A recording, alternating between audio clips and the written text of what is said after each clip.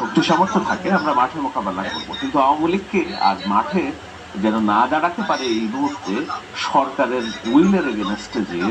নতুন ছাত্র নেতাদের উইলের এগেনস্টে যে তারা আর এই ঝুঁকি নেবে না। এই যে ঢিল দেওয়ার কারণে যেটা হচ্ছে আমরা দেখতে পাচ্ছি যে মাঠে শক্তি সঞ্চার করছে আওয়ামী লীগ। এখন সহজ ভাষায় আমি শেষ করবো একটা প্রশ্ন দিয়ে। একবার ভাবুন তো,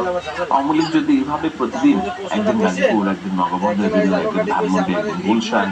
এই যে পরিকল্পনা করে মিছিলগুলো করছে, এবং দুদিন পরে শেখ হাসিনা বিচার কাজ শুরু হওয়ার কথা, বিচার কাজ শুরু হওয়ার আগেই যদি এই ধরনের শক্তি সামর্থ্য সঞ্চার তারা প্রদর্শন করতে থাকে,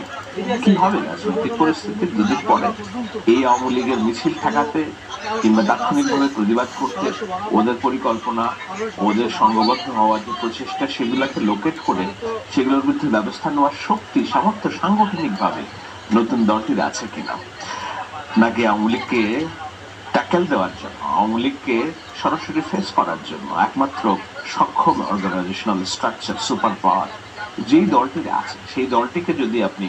ক্ষমতা কাঠামোর বাইরে রাখার রাজনীতি করেন, আদতে তাহলে আপনি আওয়ামী লীগকে পুনর্বাসন করার রাজনীতি করছেন। এবং সেই রাজনীতি আপনাকে যে কবর খোঁড়ার চেষ্টা হচ্ছে, সেই কবরে একদিন আপনি যে পড়বেন না কিংবা অচিরেই যে পড়তে যাচ্ছেন, এই ভাবনাটা কি একবার আপনার উকি দিচ্ছে কিনা?